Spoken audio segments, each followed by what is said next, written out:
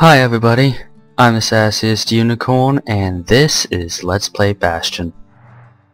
I'm a new Let's Player, so you're gonna have to bear with me if I'm not everything that you're hoping for at first. So we're gonna start a new game on no sweat mode. Normal mode is just what you would expect. It's normal. The enemies do standard damage, you have standard health, and you have standard amount of continues. I'm not particularly good at this game, so I'm going to be doing no sweat mode. It says it's for less experienced players of all ages, so that's how I justify this. So it's essentially, it's the same as normal mode except with unlimited lives, which can be ridiculously helpful, and will be, because I'm going to die a lot. And yes, I'm going to start a new game.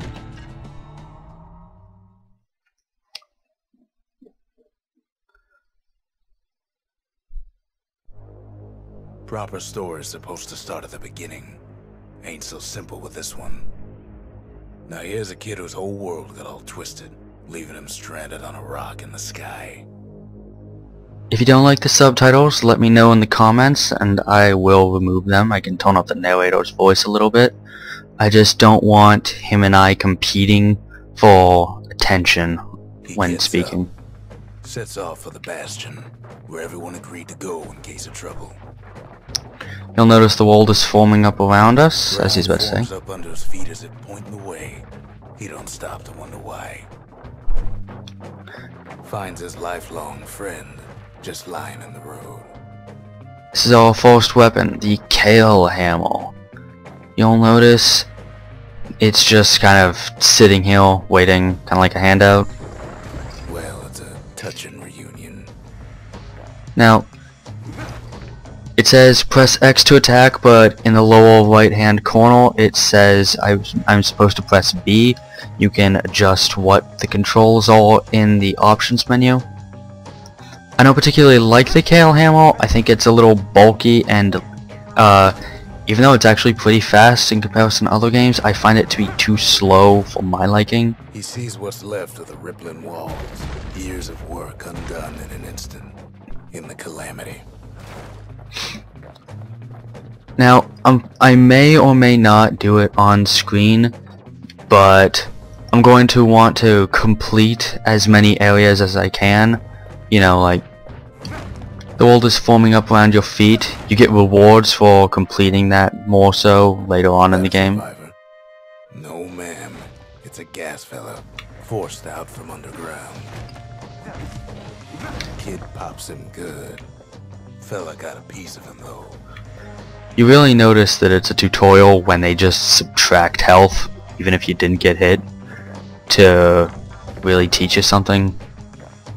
Those blue things are called fragments. They are essentially the currency of this game, and you use them to buy things. They are in objects. This is the evade. It's essentially a dodge roll. I think you move a little faster when you're evading than when you're running, kind of like how Link in Legend of Zelda Ocarina of Time moves faster while backflipping than while running. Little weird gameplay trait. So I'm probably going to be evading a lot. You can see here, evading actually does a small amount of damage. So like, see that versus that. It's a very, very small amount of damage. You see there that the narrator will have some funny dialogue if you're just doing weird things. And this is probably, what I'm about to do is probably one of my favorite bits of dialogue in the entire game. Watch this. And then he falls to his death. I'm just fooling. That was the most laggy. This is the most laggy this game has ever been for me. It usually runs really well, and I have a very low-end computer. Out of the sky. Ain't a gift from the gods, but it'll have to do. Okay, so you may already notice a running theme with the weapons. They're just lying around, and some of them actually just fall out of nowhere. You don't buy a single weapon in the game. Like I mentioned, the fragments are currency, but you buy things other than weapons. Like, you can buy upgrade materials for them, which you'll find later. Gotta hold her still to spin up the chamber. The Rapido is actually probably my favorite weapon in the entire game. It's fast, it reloads quickly enough, and when you upgrade it later, and again, yes, you can upgrade. A little bit of a spoiler, maybe. I don't know. You can upgrade weapons, and when this is upgraded later, it's really it can be really powerful. Now, so that fountain looks real inviting. Sometimes you just need a drink. I don't think that necessarily heals you up fully every time. I think it's a percentage of your health thing. No, I think it's like I think it's a flat amount, rather, not a percentage.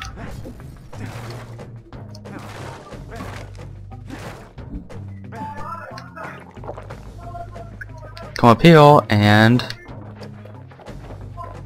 Kid finds a memento from a girl he knew.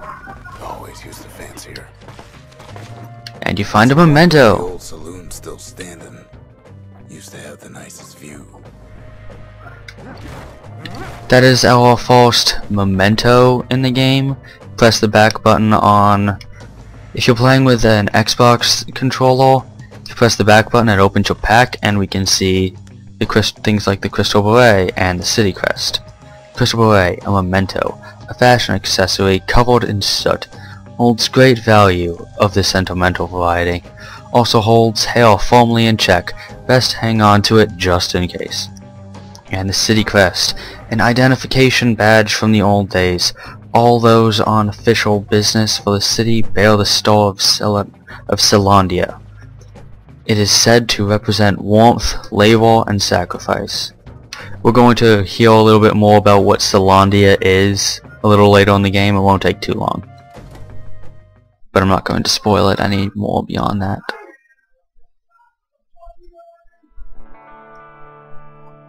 He sets foot inside one of Celandia's famous watering holes. Inside's old Rondi, the bartender. The calamity got him before his drinking did. Okay, so now we'll be introduced to two things. One, these apples actually heal you. He finds his trusty shield. We're not going to be picking that up yet. Those apples actually heal you, so if you run out of healing tonic, you're not utterly doomed if you start losing health. Every now and then, it's very rare, I believe, but there will be items just on the ground that can heal you. And our other gameplay aspect, most of the people we find are going to be dead. This guy is dead. He's just a lifeless husk and very fragile. See? Rondi always wanted his ashes scattered here. This is kind of depressing, but I mean, when you really start to learn what this game is about, it all makes a lot of sense. There's a lot of tragic stuff in this game, but I won't spoil too much of it.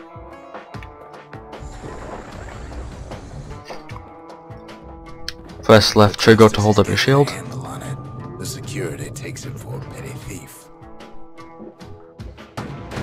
Clang. Shield saves his hide.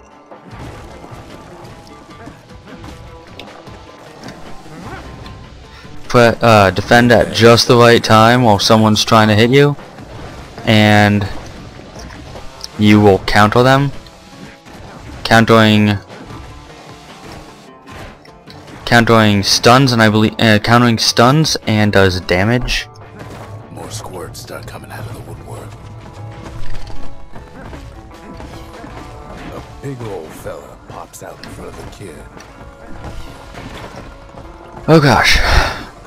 You see, even on no sweat mode, you can still die relatively easily, especially if you're not healing. Kid sees the way to the Bastion out the window. It's a bit of a drop. That almost makes me think that they don't expect you to beat him. The fact that it waited until I'd killed all the squats to say that, but the gas fellow is still alive.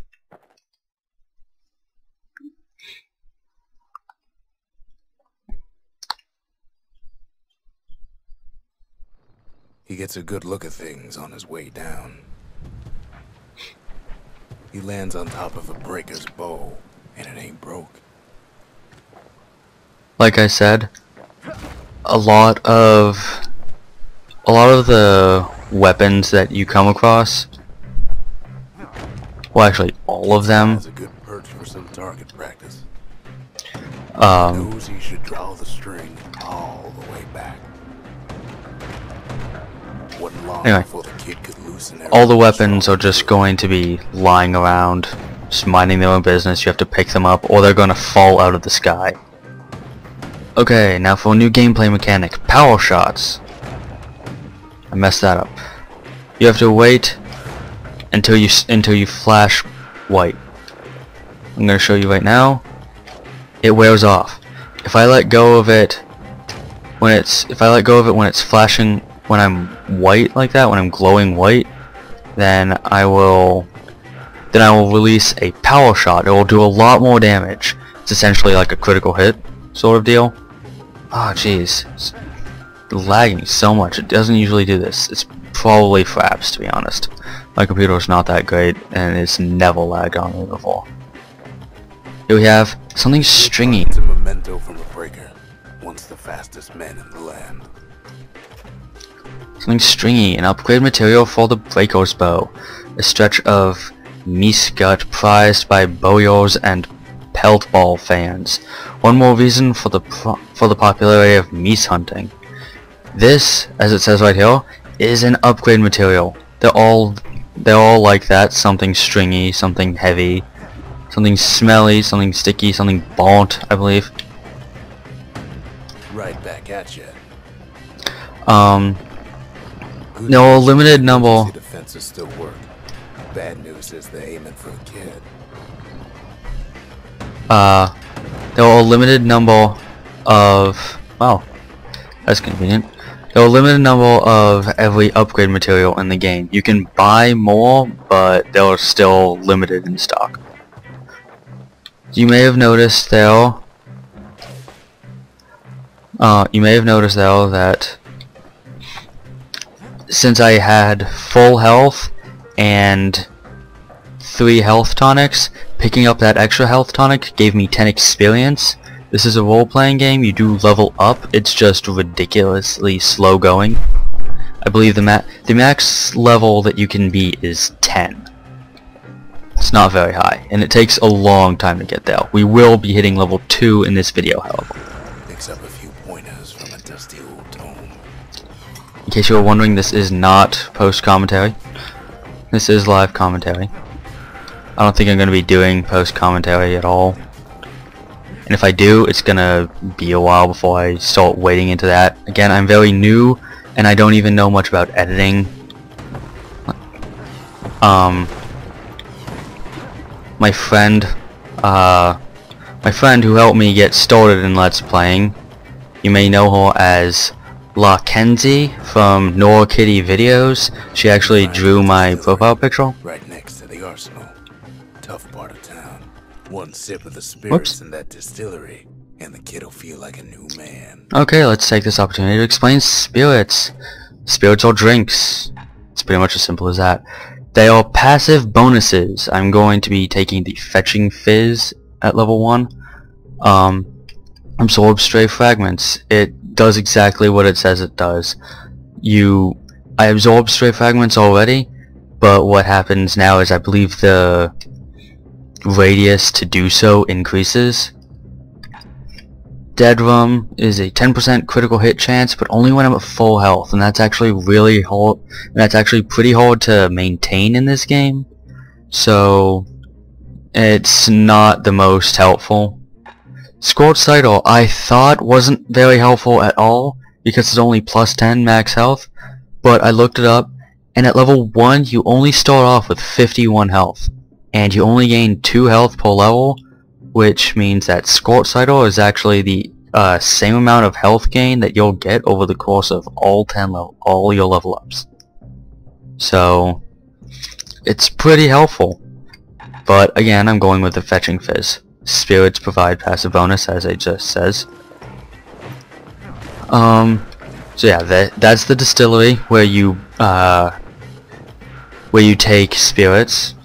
They don't cost you anything, and there's no penalty to using them at all, unless it's something that specifically says it has a penalty. This is the arsenal. The arsenal's where the kid can pick the best tools for the job.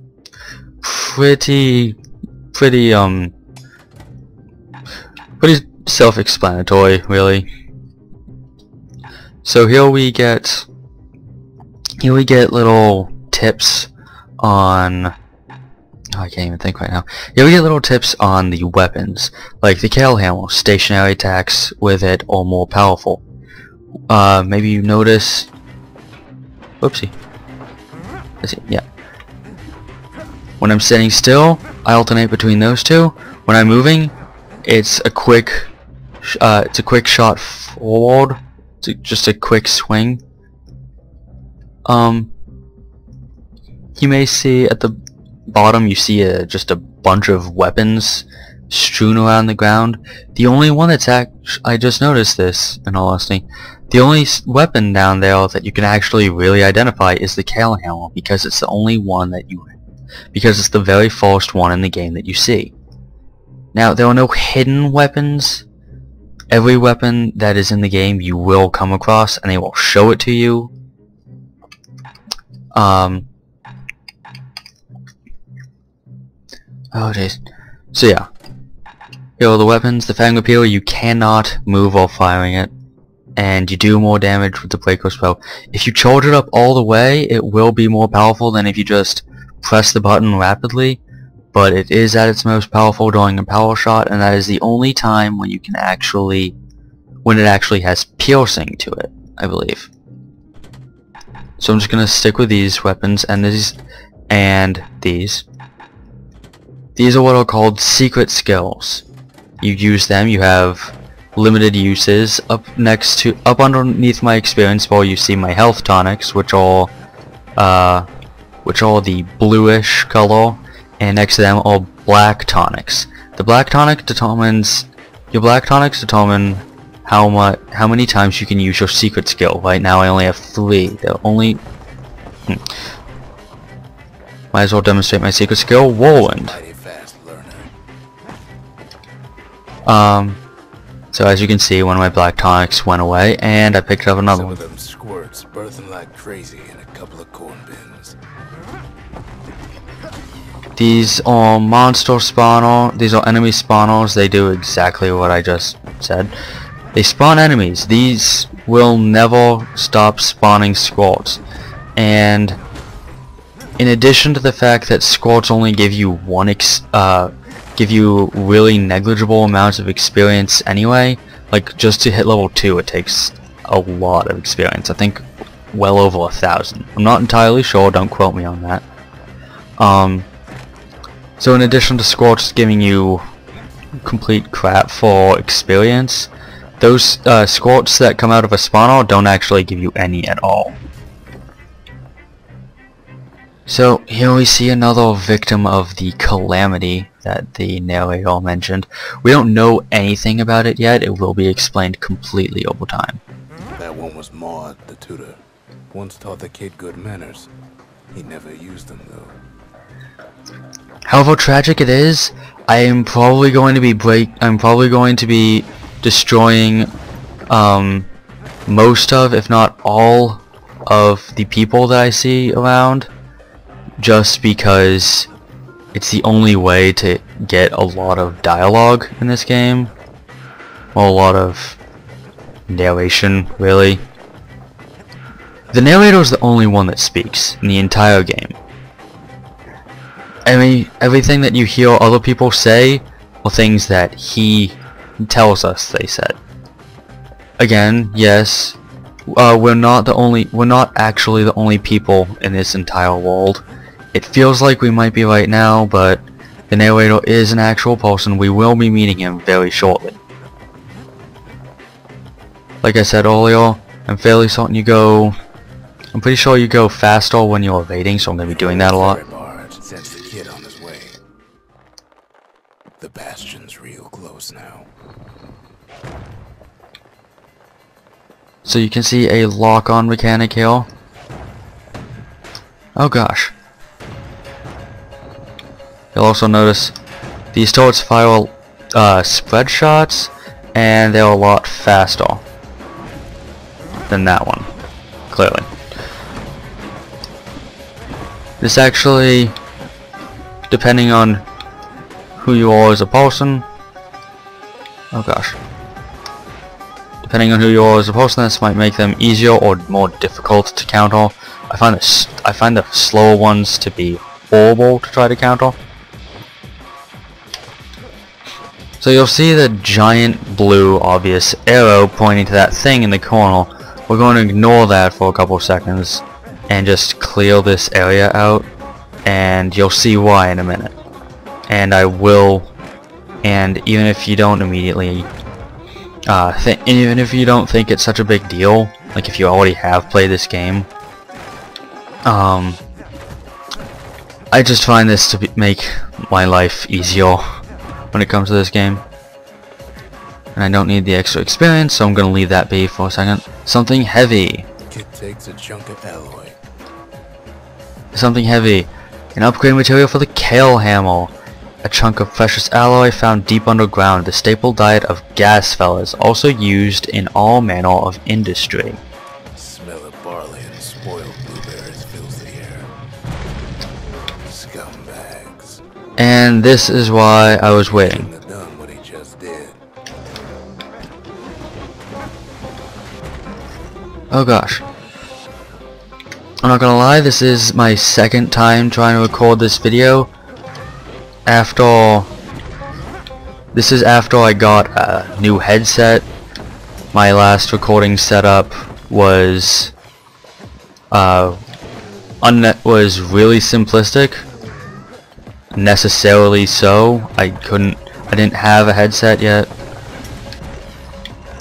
which is so the quality of audio was a lot worse. It was really bad, in all honesty.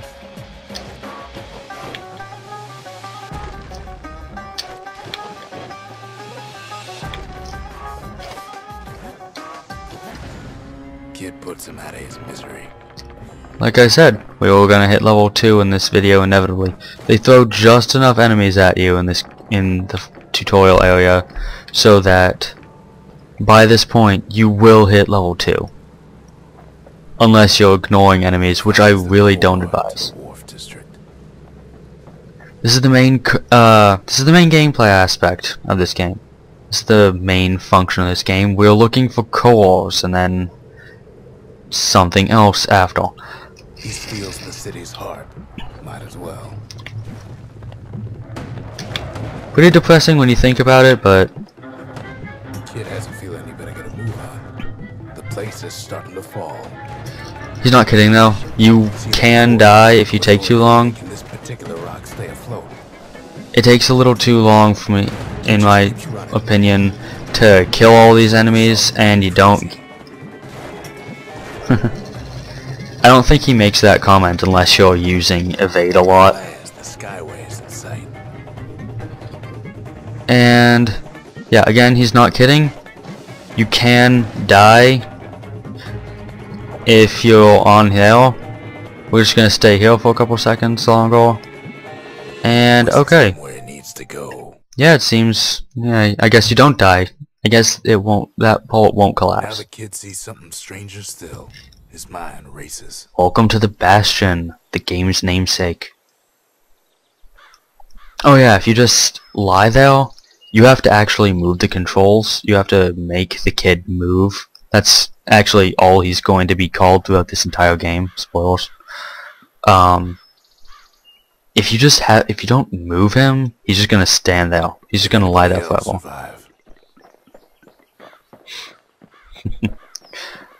I just like that. The fact that the narrator is asking. Enough, he finds another. What's this? He finds me. And this is our narrator. His name isn't actually Stranger. We don't find it out for a little while. We talk for a spell. So this is the city crest. This is the core. This is Crucible Way. Let's hear what he has to say. Is she already here? Is she here already? Where is everyone? Yeah, we were supposed. everyone... Spoilers, these two are from Celandia, and it was determined a long time ago that if something horrible were to happen, everyone in Celandia was supposed to meet at the Bastion. We are at the Bastion. No one else is here, and we've found 2 dead already. So let's learn a little bit about the Crystal Beret. Ask about what happened to Nacy, the girl who used to pin her hair back with this. Is she here already? Where is everyone? I tried to let the kid down gently. This is the Bastion, alright. Except no one else showed up. Like I said, this is a really tragic game. For how bright it is and how uplifting a lot of the music is, this is actually a pretty heavy game. And it just gets heavier later on. Ask about the seal representing the city of Celandia. It's actually a city, not really a nation.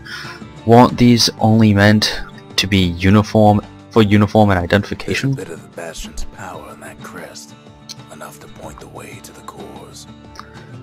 So like I said, the main gameplay aspect, at least for a while, is collecting cores. And the crest points us in the right direction to get to. And now for the core itself. Ask about the large bluish mineral found in the Wharf District. It feels warm to the touch and hums like a motor. What exactly does it do? All I tell him is to set that core of his on the monument there, then watch. And now we're going to see why we need the cores. And just like that, the Bastion comes alive. Starts growing again, growing stronger. Kid's gotta put its power to good use. Now the Bastion can send him even farther into the wild unknown. The wild unknown is the areas that we go to collect more cores.